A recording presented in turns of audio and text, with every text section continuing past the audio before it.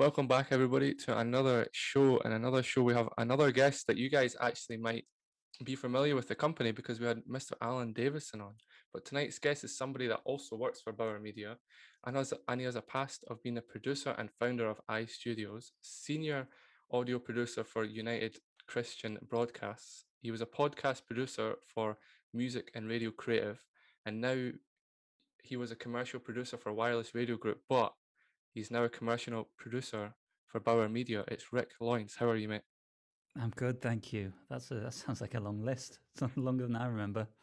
It does, yeah. You've definitely had your dabbled your stuff in like a lot of different like audio stuff like that. What was the main reason for wanting to come into audio? Yeah, long story. I mean, partially, bit of intentionality to it, but also a lot of accidents along the way. I started out as a musician, so I mean, that was kind of what I was interested in originally. Just wanted to do that in whatever way I could. Start playing guitar and playing in bands, kind of pre-teens and into my teenage years, and studied music at A level. It was I realized I didn't want to do a degree in music. I didn't want to kind of go down the music theory and all of that kind of regimented thing. And started recording my own stuff kind of when I was about 16, 17. Just total DIY bedroom stuff, but really enjoyed it. So I looked at doing a degree in music technology or something along those lines, which is what I ended up doing. And that kind of lit a passion for audio in a broader sense, not just music. I still at that time wanted to produce music, and that was what I wanted to do. And you mentioned the iStudios there in that list. That was straight out of university. There wasn't many opportunities, for an audio guy with no experience. So I kind of had to make my own, and got some gear together and basically just from the ground up built a studio. And I was quite involved in the music scene where I lived at the time in Stoke-on-Trent. Would record bands for really cheap, and it just grew, and learned so much just by doing it and jumping in. There's so much you can learn at university, and that's brilliant. You get my experience, I've got such a lot of the theory, and you kind of get the head knowledge, but until I really jumped in head first and started applying it, and people were paying me for it, and the pressure's on, that's when I had to really learn fast and make it good. So yeah, that was sort of the path in. And then I say about the accidents, it was then I fell into a radio job after that at UCB, at United Christian Broadcasters, and that was as an audio producer, and that's sort of taken me off into that direction really to where I am now. Yeah, I think that again, I think it has to there's always like questions people ask when they try and pursue a career like yourself that's different from the quote unquote normal 9 to 5 type of stuff.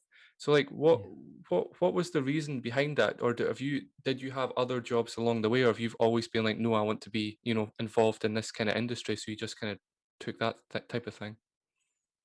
Yeah, it's funny because when I think back, I'm almost kind of horrified that I don't think I gave it much thought, which is really terrible. But I think I've always been, as I was growing up, at least I was quite an easygoing guy, kind of come what may. Adulthood has knocked that out of me big time, but you know, I had all kinds of jobs when I was growing up, like just factory jobs and things to try and get a bit of money in. And in the summer holidays, I've done all kinds of bizarre things, like there's an even bigger list there. But I think I was always really probably deep down happy to do whatever I needed to do, and if that ended up me working in a factory to pay the bills, I probably would have. But I've just been a lot more fortunate than that, I think. Not there's anything wrong with working in the factory, but I've been really fortunate to. I think really I have been single-minded about being very passionate about audio, and have been able to continue with it and just keep going, and it has grown. I know at so many stages along the way it could have not worked out, and I could have had to chuck it all in, but so far it hasn't. Yeah. Yeah. Did you use that as a driving factor, knowing that it could all, kind of just dissipate? Did you use that as like a driving factor to maybe do things a little bit, maybe instead of doing it 100%, you did it 110%, or did you maybe use that as a driving factor? It's definitely a factor. Yeah, it's Mm. gratitude is real. I think gratitude is so important to how you behave. Actually, gratitude to me is a really key factor to how I approach my day in general, and being in a job I love, doing something I love every day, knowing full well that could not be the case. It really pushes me to be as good as I possibly can, and to never get complacent. To with a job like what I do, I mean, it would be easy to get complacent because a lot of it is just doing the same thing over and over again. But I'm glad that I've still got a drive to keep trying to improve and keep trying new things. Long may that last. I hope it does. Yeah, I think again, when it comes to being involved in media, you have to be everybody I've spoken to anyway, you have to be a genuine creative person. You can't just like, you know, half do it or half this it. You genuinely have to be creative. So was there like an age where you kind of that you can remember of obviously that you were like, I'm not necessarily destined, but I'm, well, yeah, I could say that I'm destined to be involved in something creative because obviously it does being creative is a talent. It's an amazing talent. So would you say there was an age where you were like, I'm probably quite good. For example, obviously guitar. I can see your guitarist in the background.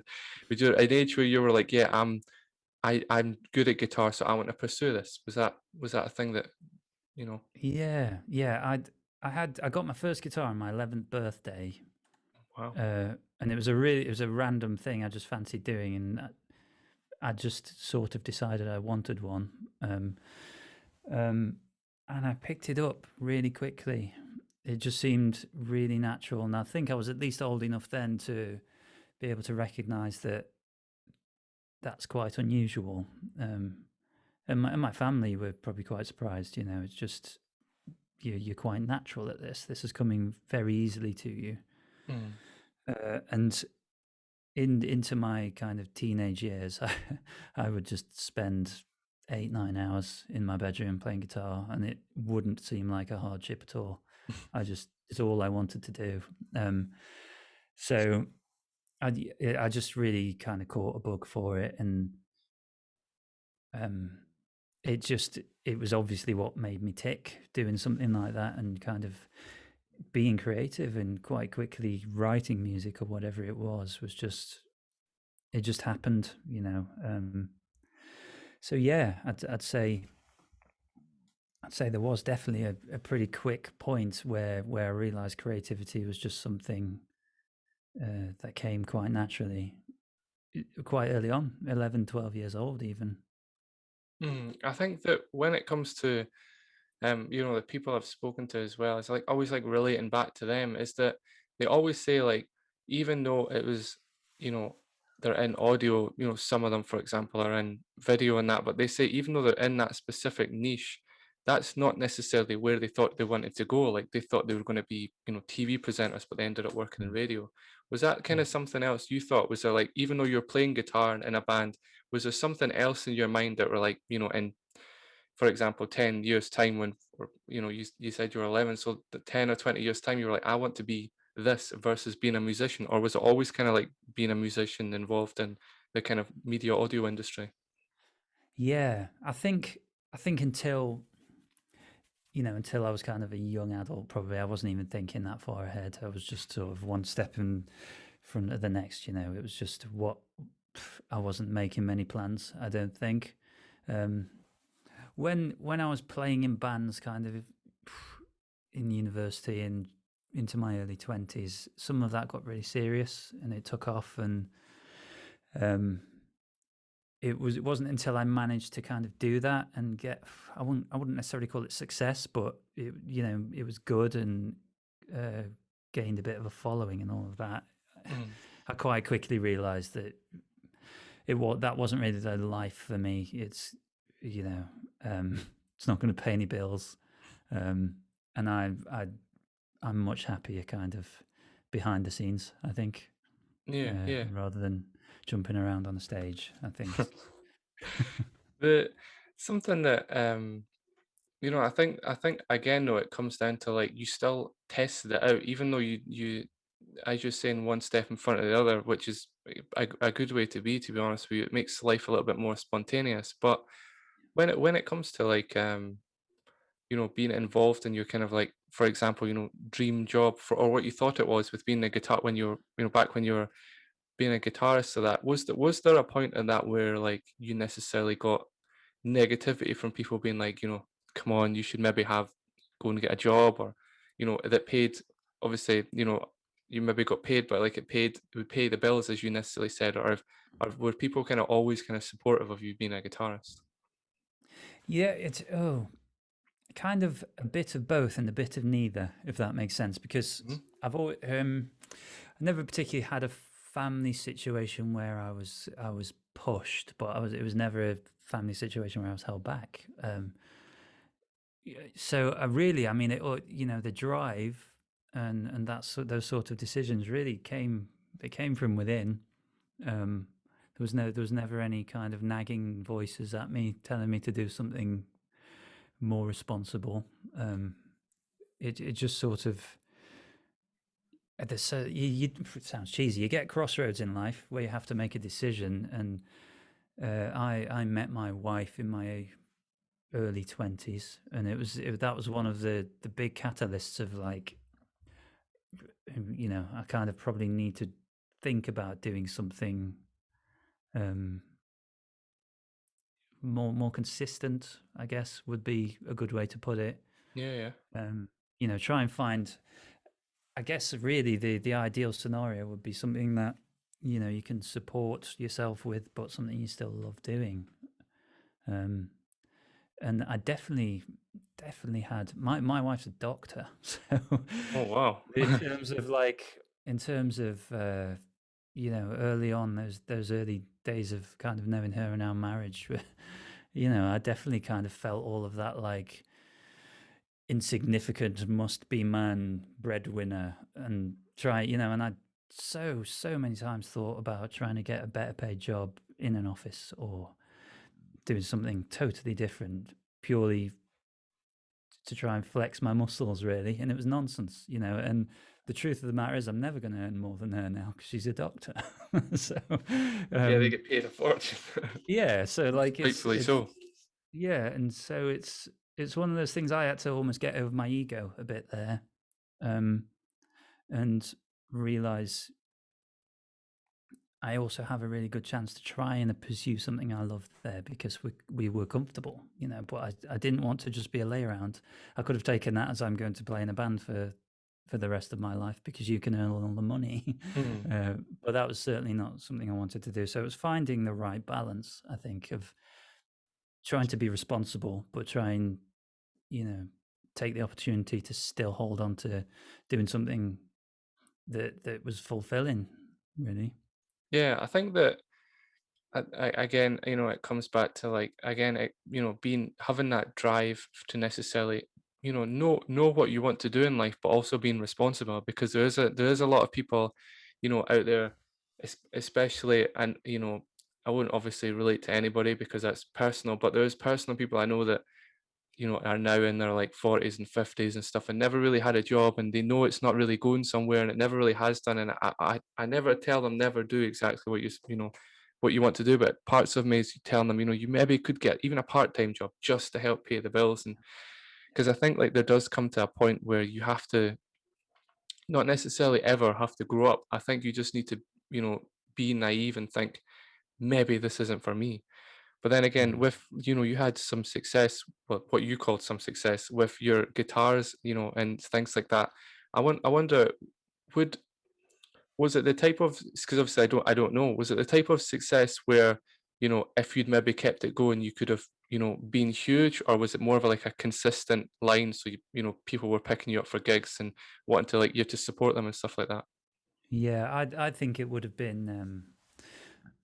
I think we were at a point where we could have given it another big push. We were at a point where we had a decent following in our immediate area, and then we had quite a wider following in the UK. But so we could say tour around and have a crowd in places, but not pack the places out.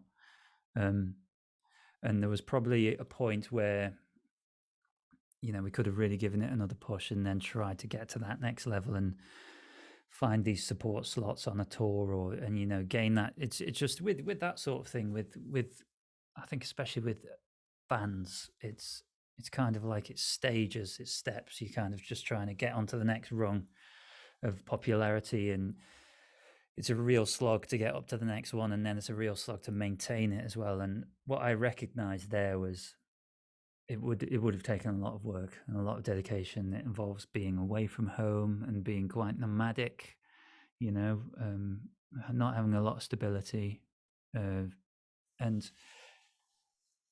I think had we really stuck with it, who knows? Who knows? I know so many friends of mine and so many bands who we were friends with who were way better than we were and nearly made it. Like, got to that next level, and they were on huge festivals and doing world tours even, and supporting huge bands, and you think, wow, they've done it. And a year later it's just like falls apart. To me, that was all, seeing that, it made me realize it was too fragile, and I don't think I loved that part of it enough to stake everything on that. The potential of the potential of being 40 years old and giving your whole life to it and then come out the other side with nothing didn't seem wise to me, really. Yeah, it always comes down to the. I don't know if you've ever heard of the what if factor before. Have you ever heard of that? Yeah, Yeah, yeah. it's. I always run by every decision I make, every single one, and is always run by the what if factor. So before, obviously before I post anything on Inkylesconvo, or before I post anything on my own personal stuff, I always run like, what if people looked at it this way, or what if people looked at it that way? But I with dreams in that as well, I kind of always say to people that I kind of started my life at 24, and there's a a thing coming out about that soon, but out with what we spoke about. And the I always had the, because a lot of people came to me and said that, at your age and that, going back to college and uni, and I'm like, yeah, but it's because of the what if factor. Like, what if I do this and then it kicks off? But then what if I didn't do it, or what if I didn't say this and then it didn't happen? And is there anything like you would maybe necessarily say that you've kind of used the what if factor for? Has there been anything? Yeah, yeah, for sure. I mean, I'm very aware that the conversation we've had up till this point, I'm coming across a little bit sensible, and I'm not that sensible, really. We'll get there. You We'll know, get there. yeah, yeah. But to get anywhere, you do need to take risk. Like, and I've taken so many, and some have paid off, and some haven't. And I'd say even uh, when I met my wife, that was a what if. That was a like, do I dedicate my life to this person? That's a huge what if and an unknown. Mhm, I mean, it was the best decision I've ever made, but that's there are so many little things like that, and even just applying for a job that you think you've got no chance of getting, having a go, you're not going to lose anything necessarily. Or and I had to apply for a couple of jobs where I had no experience to kind of get onto the path I'm on now. And you never know when someone is just going to see something in you, or you might have a personal connection with someone where they'll take a chance on you. And those what ifs that I couldn't have possibly seen, I couldn't have predicted, but someone took a chance on me, and it changes the course of your life forever.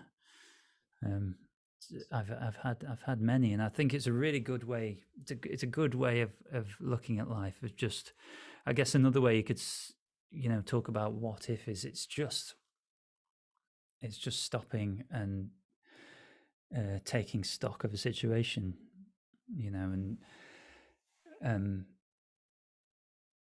I guess trying to see what the risks are, but how am I going to really regret not having a go at this? I guess is the thing. And another thing I like to do is I like to catastrophize, and this is an intentional thing in those situations. And it's basically, if you're about to embark on something or make a decision, just run through your mind what is the worst possible thing that could happen. For instance, I don't know what's a particular example, but in this situation, what is the literal worst thing that could happen? Well, okay, in this situation, I might lose my job, lose the house, and I'll have to move back in with my family. And then you go, well, I just live with my family, and I've got a family, so that's nice. And what kind of lodges in your brain as utterly the worst thing ever, and it would be the end of the world, actually ends up being not all that bad. Yeah. And it gives you more courage to kind of go for it, I guess. Yeah, 100%. And I was before, certain circumstances that I'm not really, wanting to talk about, is that before I used to use that analogy, when I was when I was a doorman, I wasn't in the what people would call peak shape when I was but towards the beginning of doorman.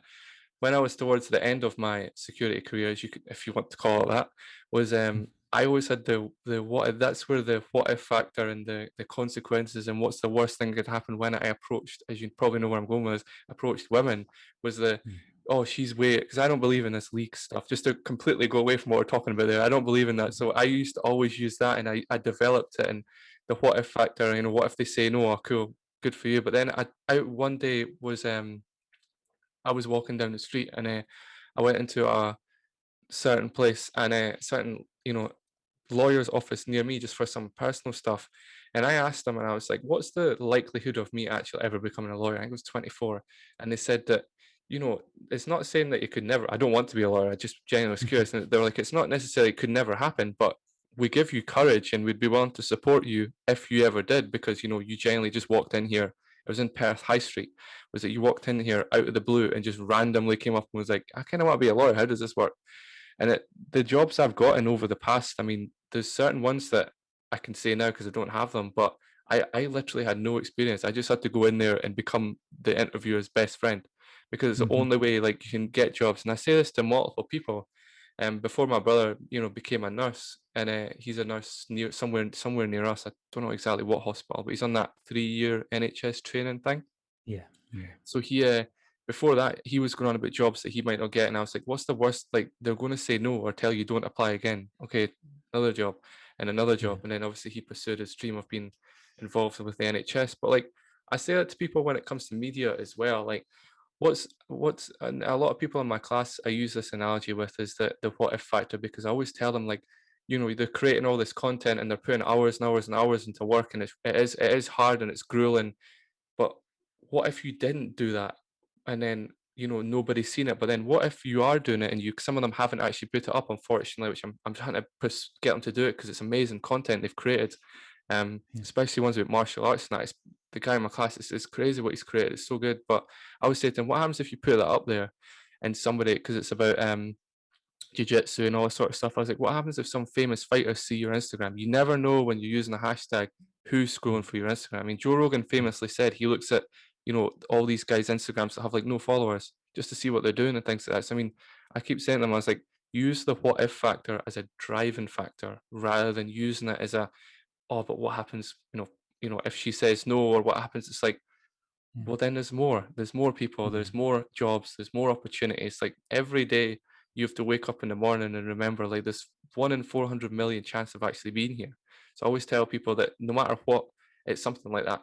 No matter what you have, what's going on in that, you still need to remember that, like, what if, you weren't here, but then what if, you weren't, what if an example I used for somebody, which obviously I can't name, recently, was, what happens if you weren't here anymore? Like, what would you regret what you done up until that point? And the person, thankfully didn't do, is thankfully still with us, but they said, no, I didn't, I wouldn't regret it. And I was like, exactly. So use it as a driving factor. All this negativity that you're going through and you're dealing with, you have to use it as like a pushing factor in your life rather than letting it eat at you, because you will it will eat you alive. And this person's now a YouTuber. So I mean, it's the little things that pursuing careers that people necessarily don't, are like, okay, that's, you do that, I'm gonna go and be, a lot of people I know are person like builders, and some are actually lawyers, believe it or not, and then some are like policemen and all this sort of stuff. So it's people that kind of pursue the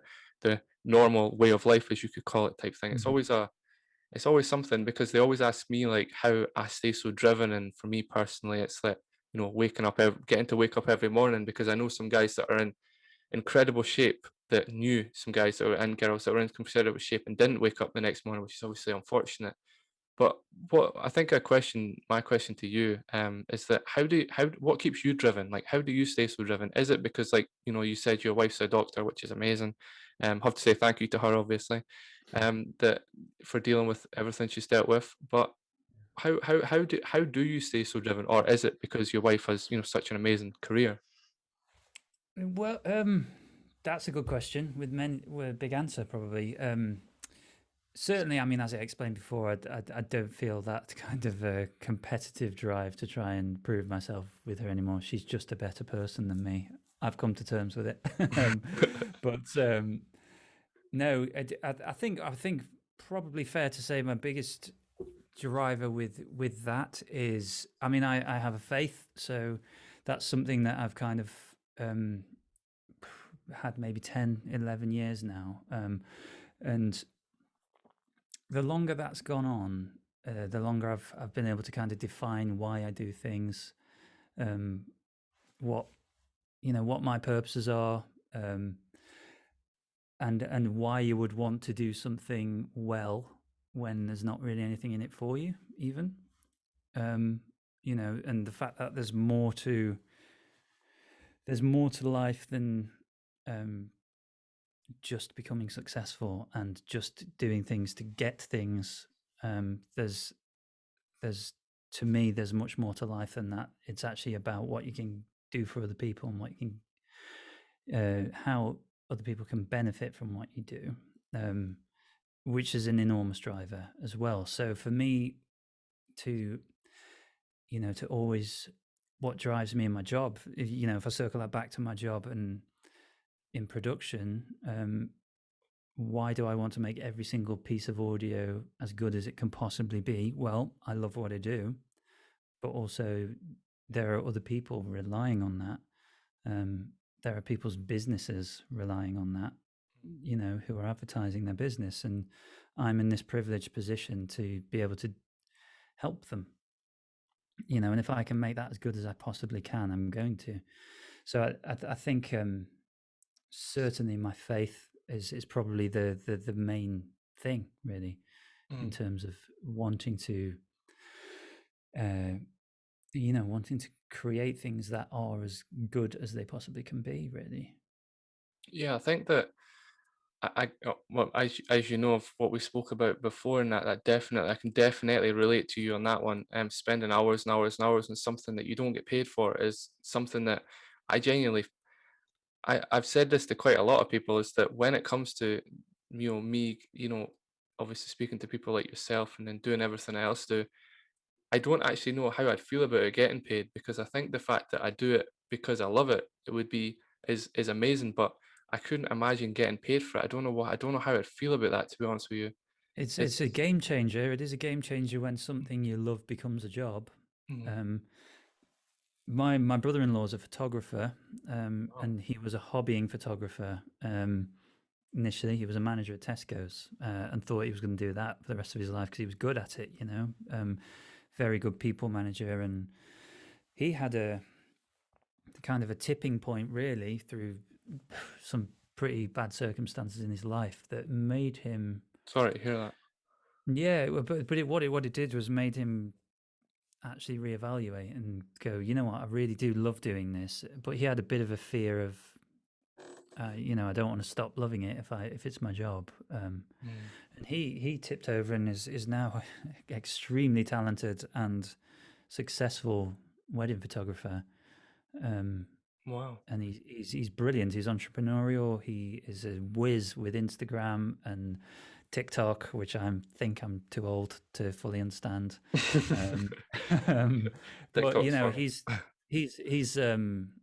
he's forged an incredible career. But there was definitely a time where he didn't really want to do it because he didn't want to fall out of love with it, and I could totally understand that.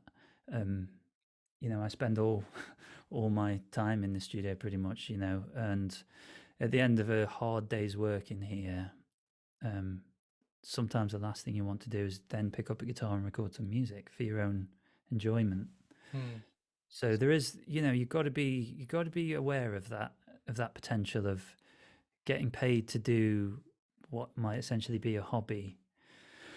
You just want to also evaluate if that's something you really want to do, or do you want it to still be a hobby? And that's okay. That's really okay. I guess how much do you love it, and in what way do you love it? And I think audio is just what I know. It's what I know, and it's what I love, and I can do it all the time. I can do it all day, every day, and still enjoy it, and still be really fulfilled by it. And even though I'm a bit fatigued by being in here all the time, there are still so many occasions where all I want to do is write a song, after I've had a tiring day, and it still is there, and that tells me I'm doing the right thing.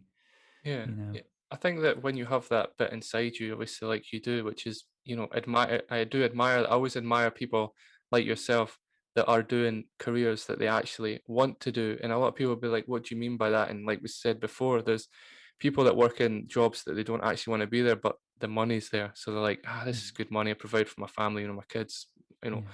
White picket fence lifestyle, as I call it personally. But yeah, I think that for me personally, it's like my weight loss and stuff like that. People say like, why didn't because I tried to, I just I couldn't get past the test, to be honest with you. But like part of me is always like the what if I had passed it, but then obviously I used the what if factor of like I didn't pass it and look where I am now. I'm speaking to people that I actually genuinely am interested in, because something that I didn't mention to you before and I wanted to wait to tell you was that when I speak to somebody like yourself, it's because I have a genuine interest in yourself. So it's not as if I don't speak to people that, oh, you go and get, I don't know, just go Iron Brew here, go and get somebody from Iron Brew because wanting that. It's like, no, but I don't have an interest in that. I have an interest in media and people, like, what people I class as, because everybody's just a normal person. But a lot of people say, why don't you, PT or anything like that? And I'm just like, nah, because then I'm getting paid to go to, like, I worked in a gym for a while, and like I said, just spent quite a lot of time there. And I kind of got bored of being in the gym, so I just stopped training. And then ever since I don't work there, I haven't worked for a gym in at least 2 years. I kind of again, like you said, kind of fallen in love with it again, like train every day and all this sort of stuff, because it does come down to it. It's fair enough saying you want to do something in life and that, but you have to actually like focus on, is that what you want to do to get paid though, or is that what you want to Yeah, do outside and meet people? But yeah, yeah, I think that something I want to ask yourself in that, because with doing, I done my HNC in sound production and my NC in sound production, so I've worked with, musicians and stuff, so I kind of know what some of them. I mean, I got a slight incline of what you might say. You might say something completely different, but I'm always curious to know that, what's your biggest flaw? As it professionally, personally, I've got loads. Well, you're not the only person to say that. A lot of people usually just said it, and I've never actually thought about it. But I guess we'll go for we'll go for personally, and then we'll go for a professional one because I think that makes so maybe like one of each, or if you've got ones that like incline with each other, but mainly just one of each would be good. Yeah. I think.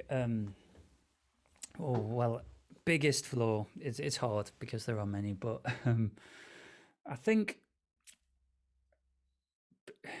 this might come as a surprise to you because of the what we're talking about. But I have I have a real tendency for procrastination, Oh, and even though it's almost like I'm a recovered procrastinator because it's not really a problem anymore, but it's still a tendency. It's still something that um, when I was kind of in university, I mean, I'm ashamed to say I wrote my dissertation the day before it was in, but that tendency, it doesn't really leave you. It's just you learn how to, um, you know, not to let it be a thing anymore, and um, it's a daily battle, I'd say, to as we've talked about, stay driven and stay focused, and to kind of combat that, I also like to be hyper organized.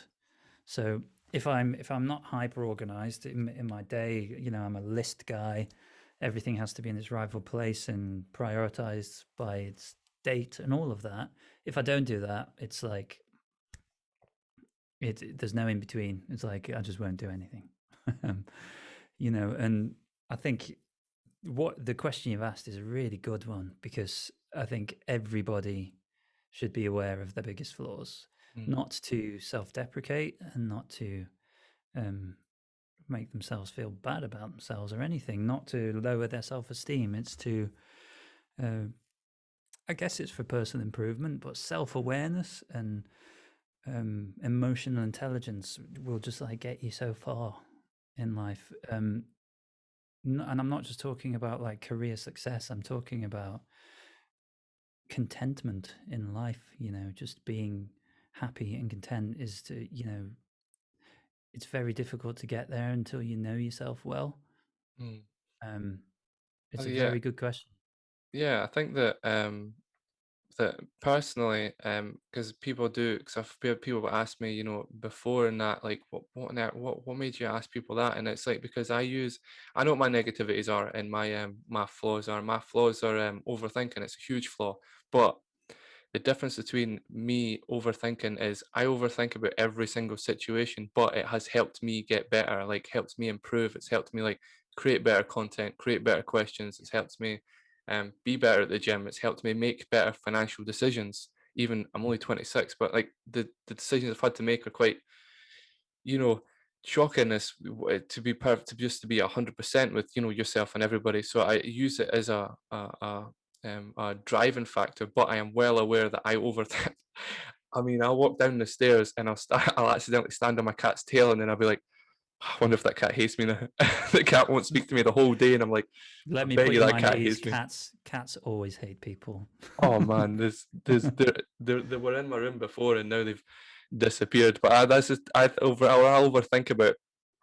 Oh man, I wonder if the rain's been on so long. So I wonder if my mum's plants are getting all drenched. I better go out and see if they're in. And my mum's like, "What are you doing? It's raining. Who cares about the plants? Get inside." I'm like, "Yeah, but it doesn't matter though." It's like, but then again, it helps Yeah, me yeah, create like find people like yourself, and it gives me the guts to speak to people, and it gives me the that from when I create and all the art I've created and things like that, it gives me like, oh, but that's not good enough. Or I'll put it online and 3 days later I'll be like, that's not good enough. So I need to overthink it again. And I'm constantly thinking about names and, yeah. words. And it is a good thing. But yeah, I want to ask you, because you did bring up a good point about the personal and, professional one. So what would you say is your professional flaw then?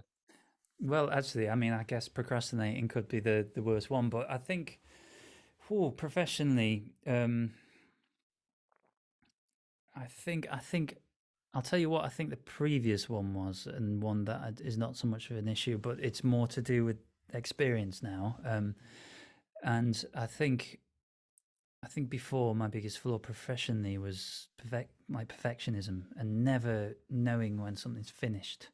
Mm, Um, was really it was just such a tough thing to know when to put something down, whether it's a song or whatever it is, just to go, it's done, it's fine. And that came with experience, You know really. something? I thought you were going to say about that about your flaw, and the reason I know that is because with working with guitarists in that I know a lot of guitarists, that's the first thing that I ask them. They're like, because I never know Yeah, if it's done. And they're always like wanting to change bits and pieces here. So I always say that, yeah, and a lot of my friends that well, acquaintances that are guitarists that now work in, quote unquote normal jobs, they're not actually involved in media anymore, but they're so good at what they do. Because with being a guitarist, there's obviously arguably probably one of the hardest instruments to learn in my opinion anyway, from what I've watched yeah. people, watch people try, and I've tried it myself and that. So I genuinely did I genuinely did think you were going to say that, to be honest with you. Yeah, but that it is. There is a mindset that's needed to be quite obsessive about it to get to the point where you can do it. Mhm, And I guess guitar is a great example of that. Where I can't remember what the exact stat is, but there's people think there is like so many hours of practice you need to put into anything to become a virtuoso, and it's a ridiculous amount of time. Uh, and in amongst all of that time, there's going to be so many points where you feel like you're no good and you can't get better and you've hit a wall, and you need quite a lot of drive to push through all of those things. um, or you need to want it enough, I guess. Um, and I think it's kind of a nature nurture thing. Is it like it could either be that that's kind of a characteristic in the person to be able to kind of be obsessive and do that, or is it the process of being so obsessed with something that teaches you the resilience and the drive and um, like kind of the bullheadedness to keep going with something. For me, I think it was in the process. I think it was having to um, really stick at something to become good at it that taught me that that's possible. mhm. Yeah. I think that when it comes to a question I like asking creative people, and it's one I wish to ask before, as in a lot of people, but I want to ask now is how do you value time? It's a weird one to ask somebody because people are like, what does that even mean? And I'm like, Oh, well, you know, no, on you go, on you go. this is such a brilliant question for me right now. When you say about valuing time, it's probably one of the biggest things going through my mind at the minute, and it's I think very much due to COVID Mhm, lockdown. I think a lot of people have experienced reevaluating their life and where the priorities are and what they give their time to. mhm, Um, and to me, um, it's a really precious thing, isn't it? It never goes backwards. It's time is going and it's not stopping. mhm, Um, and I think I think what I'm I think what I'm valuing now, um, I've become very aware, certainly in this past couple of years, um, that career isn't everything for a start, and I'm on a talking to you on this podcast, and we're talking about careers, and I personally, one thing I feel really strongly about is it isn't everything, and that mhm, might be a controversial thing to say in this situation, but um, we live in a time in our Western culture, especially where I think career is like becoming almost like the thing, kind of. I say it with some affection, but that kind of LinkedIn community thing of like career and being driven and achieving and goals and everything are becoming like the pinnacle of life. yeah, And that hasn't always been the case. And I think as that's become the situation in our society, mental health has just started to really decline. And I can't help but strongly think they're linked. yeah, because of envy, and because people don't know the difference between being envious and jealous. Envious is like Yeah, obviously me, like somebody in yourself, because obviously I want to be involved in, necessarily what you're involved in and everyone I speak to. So for me, it's envious, but jealousy is a huge, huge, huge factor yeah, in just now. And I think like personally, being in, that push involved in your career, it is a good thing, but it has a heck of a lot of negative points about it.